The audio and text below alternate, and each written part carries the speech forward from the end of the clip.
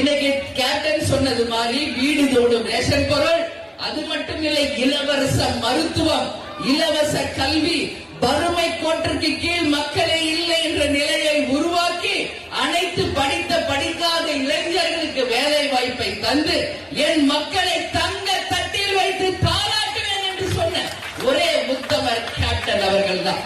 என்னை நம்பி இத்தனை லட்சம் இளைஞர்கள், பெண்கள், மக்கள், நான் இவர்களுக்கு என்ன கைமாறு செய்ய போகிறேன் அப்படின்ற அந்த உணர்வு தான் கேப்டனுக்கு அன்னைக்கு கண்ணீராக அன்னைக்கு ஸ்டேஜ்ல வந்தது. நான் கூட பக்கத்துல அமர்ந்திருந்தேன்.